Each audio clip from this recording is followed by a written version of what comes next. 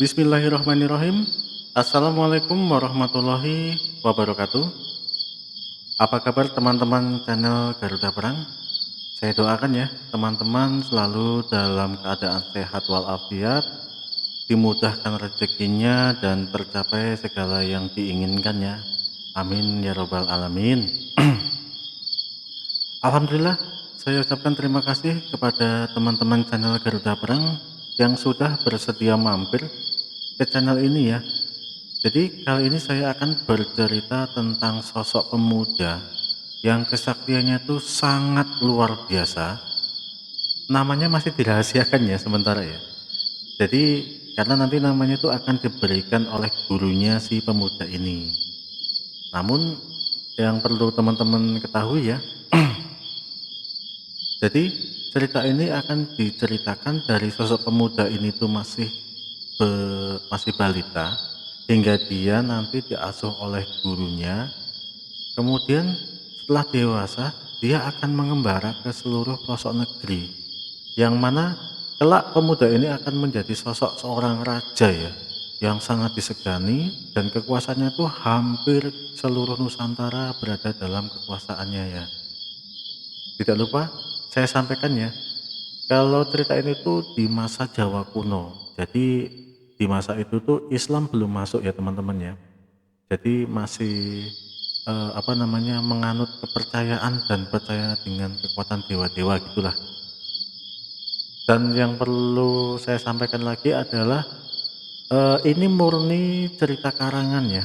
Jadi tidak ada menyangkut masalah sejarah atau apapun itu, karena ini murni karangan. Jadi kalau nanti ada kesamaan nama, tempat, tokoh atau sebuah kejadian mohon dimaafkan dan dimaklumi ya. Jadi itu benar-benar tidak disengaja. Oke, tidak perlu berlama-lama lagi ya teman-teman ya. Seperti apa ceritanya? Mari kita dengarkan bersama-sama ya. Awal mula dikisahkan dari puncak Gunung Argopuro. Di atas puncak Gunung Argopuro terdapat sebuah pohon tua yang sangat wingit dan besar sekali. Saking besarnya, bahkan ketika tengah hari yang sangat terik, sinar matahari tidak mampu menembus rindangnya dedaunan pohon ini. Di bawah pohon itu terdapat sebuah batu dengan permukaan yang datar. Di atas batu itu terduduk seorang resi pertapa tua yang sedang bersemedi.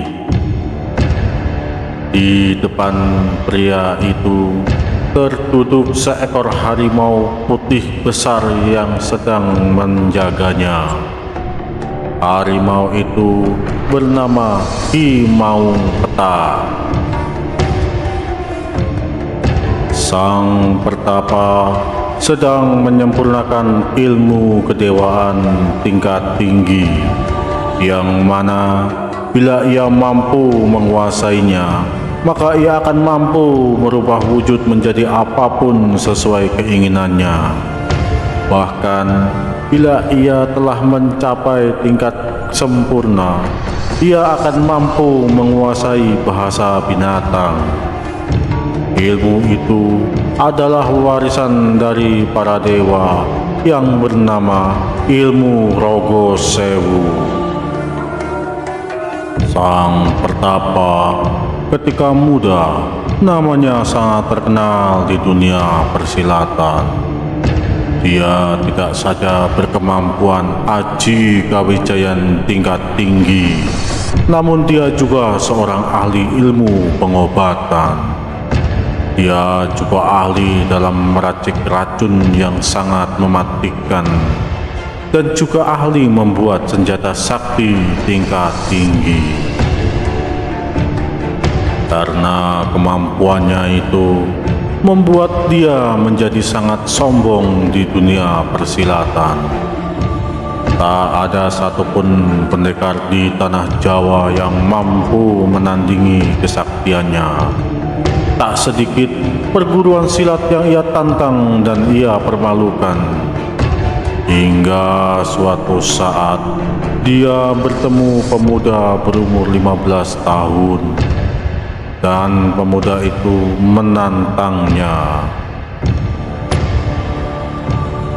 Merasa pemuda di depannya hanya anak ingusan, pendekar itu tidak mau meladeninya. Namun tiba-tiba pemuda tadi menyerangnya dengan sangat ganas.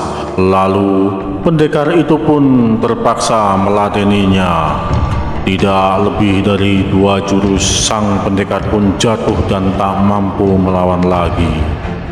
Ternyata pemuda tadi adalah perwujudan dari dewa yang turun ke bumi untuk menyadarkan sang pendekar bahwa di atas langit masih ada langit. Dan semenjak itu, pendekar itu pun bertaubat dan memilih untuk mundur dari dunia persilatan dan memilih menyepi di atas puncak gunung Argopuro. Pendekar itu bernama Ronggo Seto. Namun di dunia persilatan, dia lebih dikenal sebagai pendekar gila Gunung Raung karena sosok Ronggo Seto suka bertingkah jenaka dan konyol, lebih mirip orang gila. Kala itu hari masih siang menjelang sore. Langit masih sangat cerah dan angin pun berhembus pelan. Namun tiba-tiba terjadi fenomena yang sangat aneh. Langit tiba-tiba menggelap dan angin berhembus bergemuruh sangat kencang. Petir-petir menggelegar sangat kencang sekali. Duar!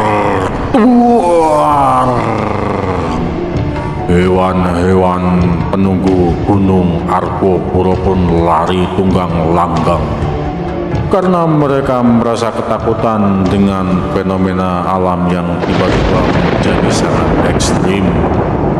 Singa, gajah, kera, bahkan hewan-hewan kecil pun mereka berlari tanpa tahu arah tujuan.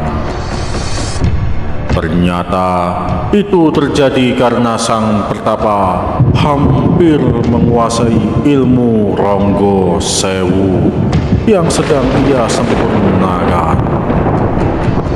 Tiba-tiba wujudnya berubah menjadi seekor harimau yang sangat besar sekali, bahkan jauh melebihi harimau putih yang ada di depannya. Sampai-sampai harimau putih yang berjaga di depan pertapa itu pun bergetar ketakutan. Kakinya bergetar, matanya melotot menyaksikan perwujudan harimau besar dari tuannya. Tidak berselang lama, wujudnya berubah lagi menjadi sosok kera hitam besar, tingginya melebihi pohon kelapa. Dan tak berselang lama, wujudnya pun berubah lagi menjadi seekor naga berwarna emas.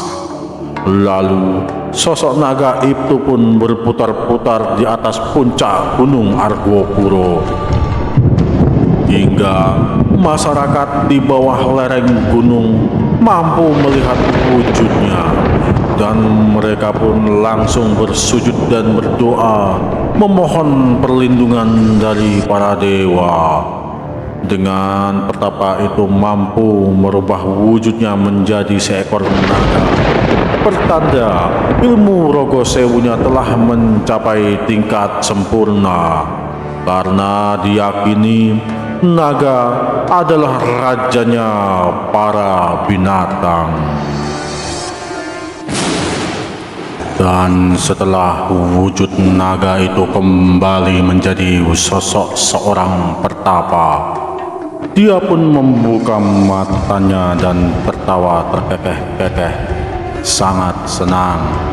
Lalu tiba-tiba dia pun melompat ke atas punggung harimau putih di depannya dan memeluknya dengan sangat erat. Dan tidak lupa, dia pun menciumi tubuh harimau itu.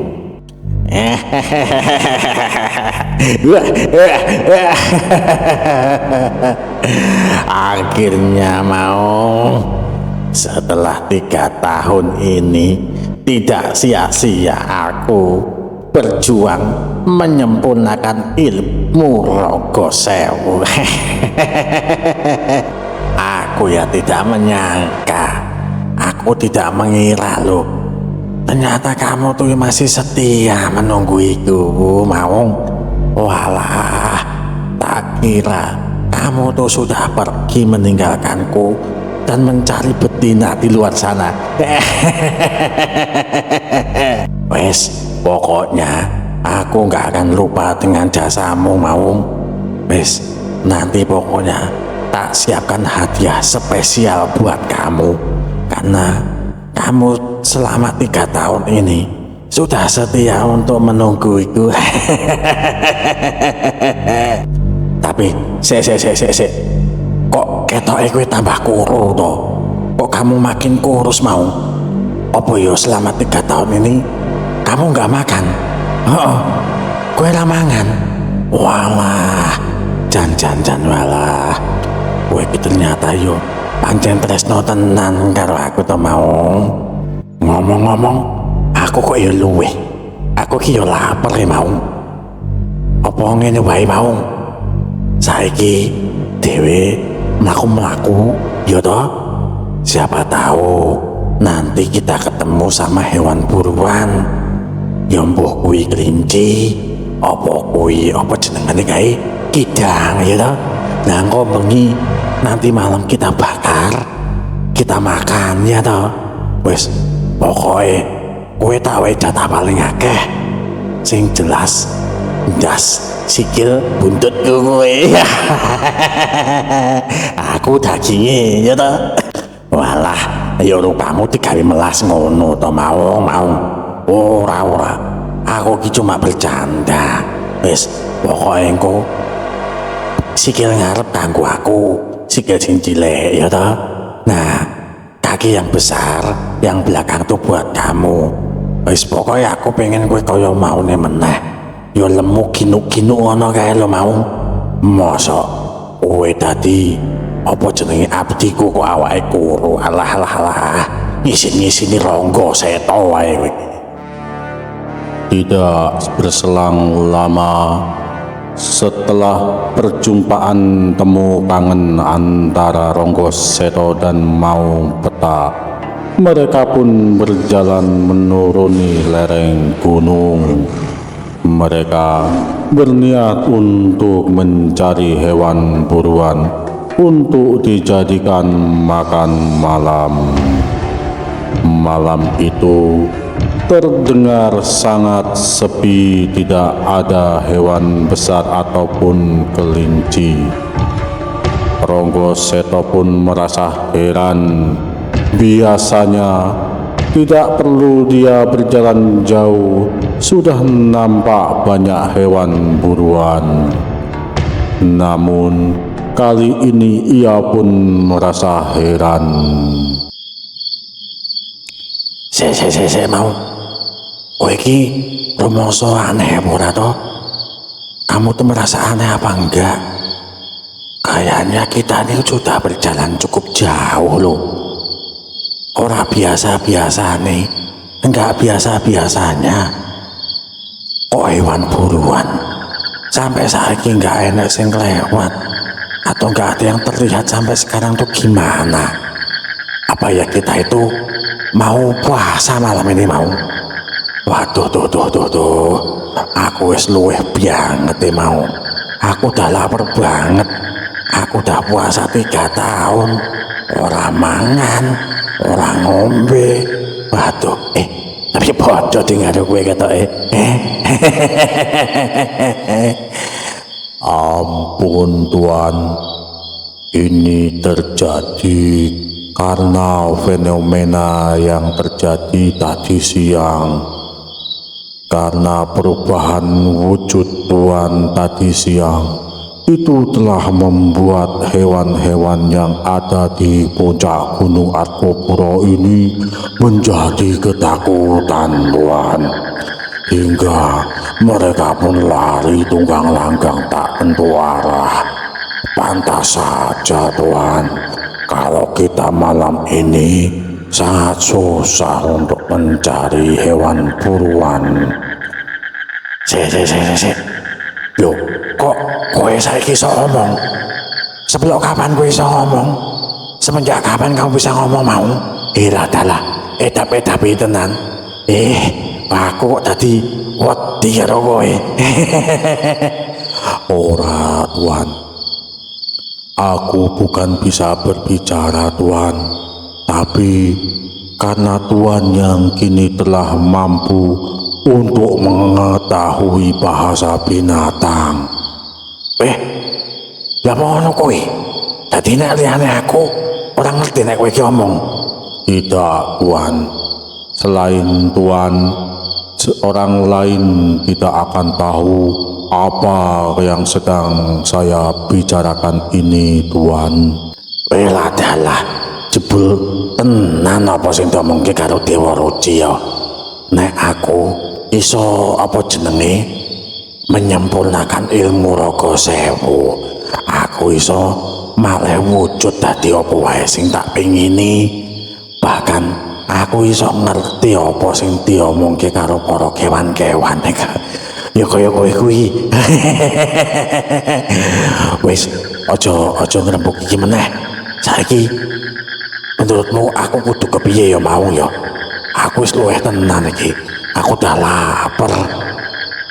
Ampun, Tuan. Kalau menurut saya, kita lebih jauh turun ke bawah. Mungkin hewan-hewan di atas puncak Gunung Arkopuro bersembunyi di sana, Tuan. Nunggu to maksudmu. Ayo, aja kesuwen meneh. Ngene wae, ben ra kesuwen ya to. Aku tak munggah ning dhuwur gegermu. Terus kowe mlayu sing bianter banget ya. Bendang tekan ngisor. Bendang oleh nemu apa jenenge? Aku pengen mangan kidang bengi iki. Singkat cerita, Ronggo Seto pun menaiki punggung Maung Petak. Maung Petak berlari dengan sangat kencang sekali, bahkan sampai menimbulkan desir angin karena langkah kakinya yang sangat kencang. Tidak butuh waktu lama, akhirnya Ronggo Seto dan Maung Petak telah mencapai lereng Gunung Arkopuro. Di situ mulai terdengar langkah kaki terseok-seok menapak di atas dedaunan. Ronggo Seto pun menyuruh Ki Maung Petak untuk berhenti. Karena sayup-sayup Ronggo Seto mendengar langkah kaki menginjak dedaunan. Ronggo Seto berasumsi bahwa itu adalah hewan buruan yang sedang ia cari.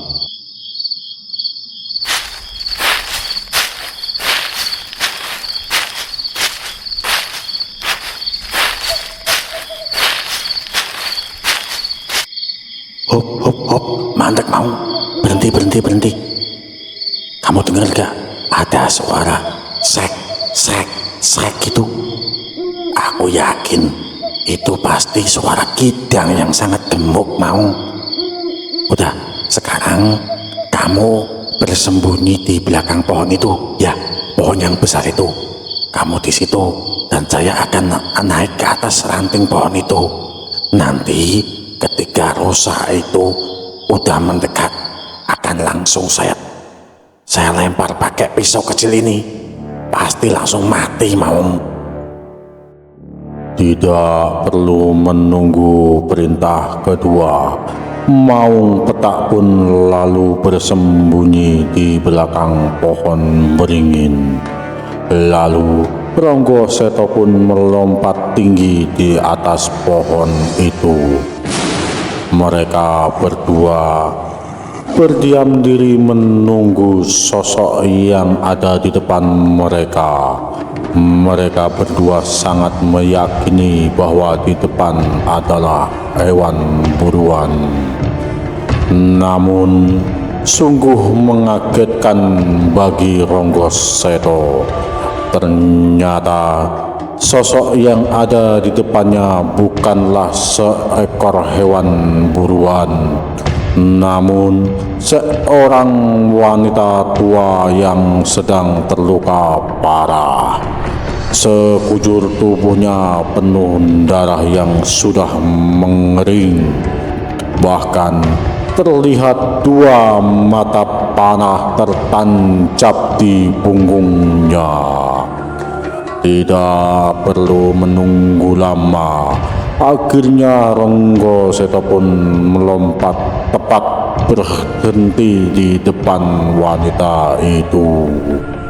Wanita itu pun terkejut dan terjatuh. Hingga akhirnya Ronggo Seto pun mendekat dan membantu untuk membangunkannya. Namun wanita itu pun malah berteriak sangat kencang sekali. Ia mengira Ronggo Seto adalah wujud dedemit Gunung Argopuro. Tolong, ampun mbah, ojo ganggu aku mbah. Aku mau lewat tok kene, ora niat ganggu panjenengan mbah. Aku ora niat ganggu mbah, ampun. Sik. Kok malah bengak-bengok? Kok malah teriak-teriak di tengah hutan toh? Aku ki menungso, aku ki manusia. Ya kamu tuh kenapa? Kok malah tengah malam begini? Kok malah keluyuran di tengah hutan? Walah, apa wis serep nyawamu? Apa nyawamu tuh ada dua? Kok tengah malam berani-beraninya masuk ke dalam hutan wingit kayak gini? Walah, wong diam gue iki kok. Ampun mbah, aku njaluk tulungane panjenengan mbah. Aku minta tolong mbah. Aku dikejar oleh puluhan orang kerajaan mbah. Mereka adalah prajurit-prajurit kerajaan dari Prabu Sanjaya mbah. Mereka berniat untuk membunuh cabang bayi yang ada dalam gendonganku ini mbah. Sik, kowe aja ngawur. Lah bocah bayi iki salahe opo? Kok sampe arep dipateni? Kowe ki aja ngarang. Nek ngarang ki sing luwih pinter maneh. Aku tidak berbohong mbah.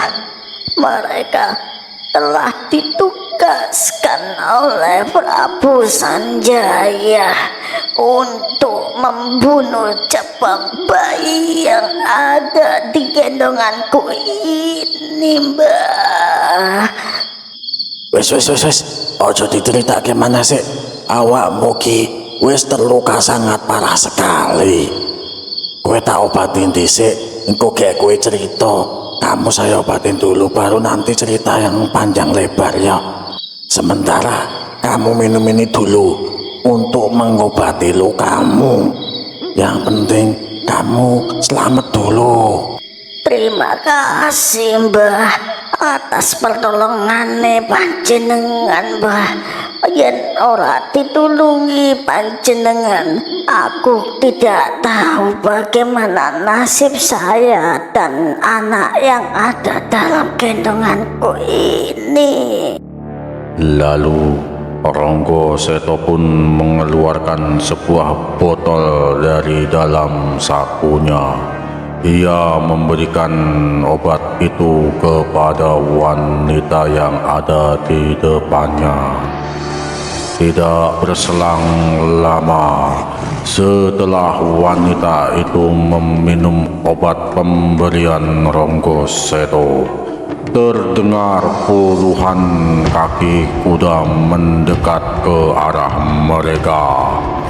Mereka adalah para prajurit yang dikirim oleh Prabu Sanjaya untuk menangkap wanita dan bayi yang ada dalam gendongan wanita itu.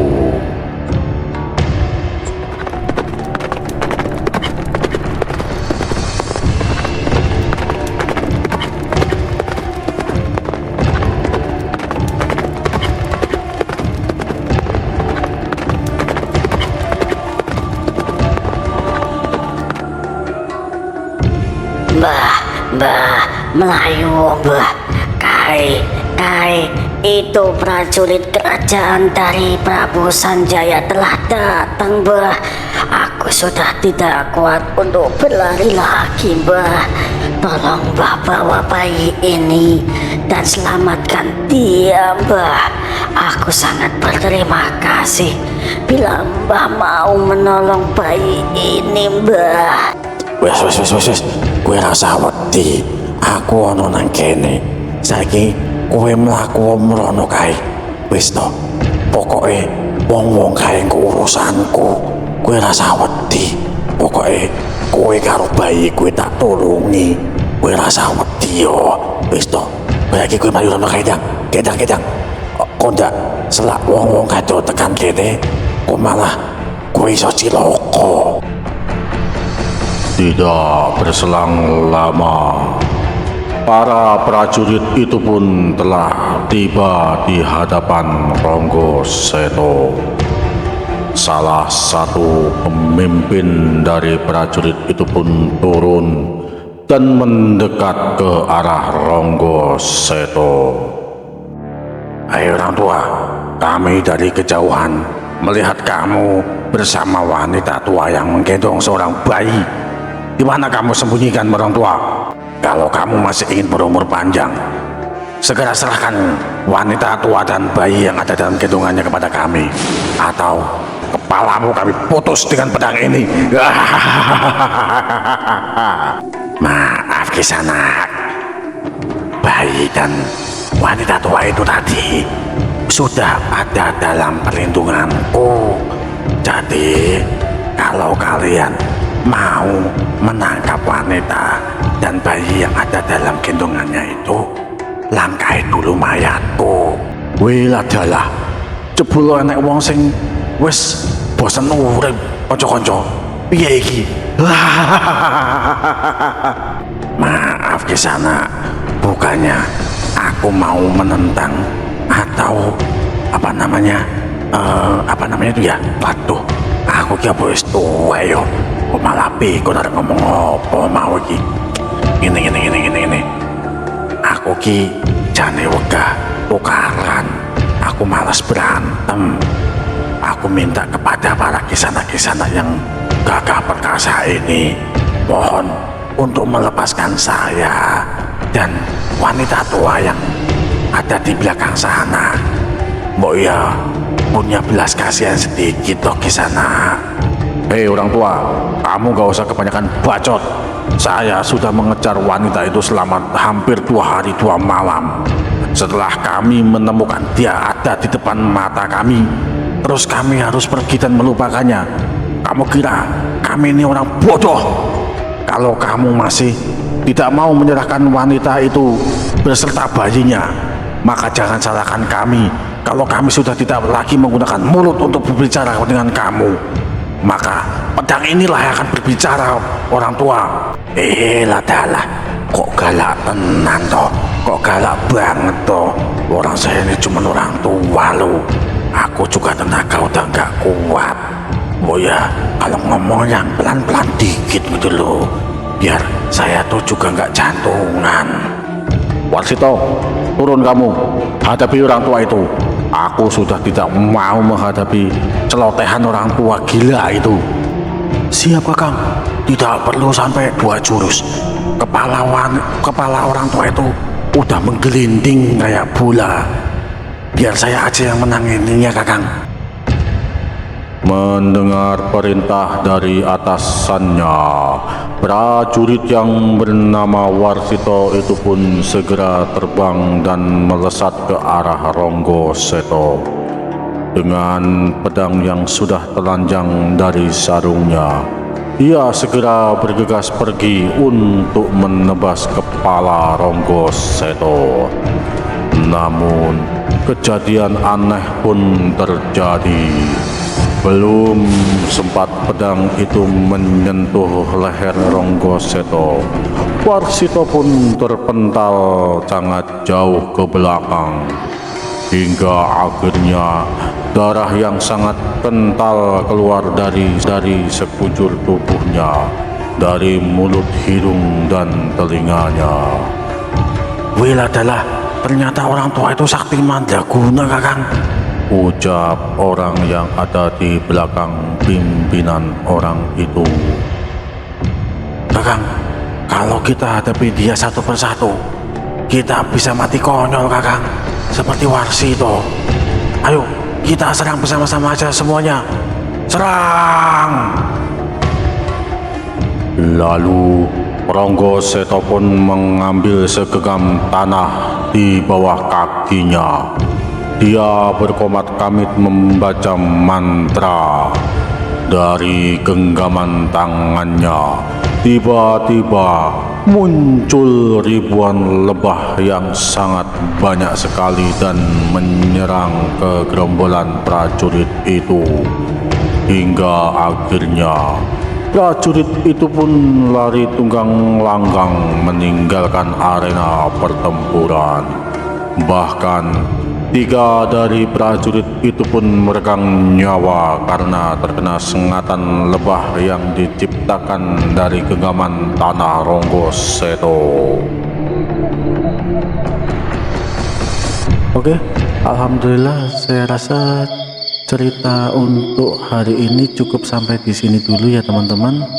Bila ada kesalahan kata-kata dari cerita narasi ini, saya mohon maaf yang sebesar-besarnya ya teman-teman ya. Seperti apa kelanjutan cerita dari Ronggo Seto ini ke depannya? Silakan teman-teman untuk subscribe ya, supaya nanti tidak ketinggalan bila ada video terbaru dari channel Garuda Perang. Bila ada kritik dan saran, silahkan tinggalkan di kolom komentar ya. Saya ucapkan terima kasih. Assalamualaikum warahmatullahi wabarakatuh.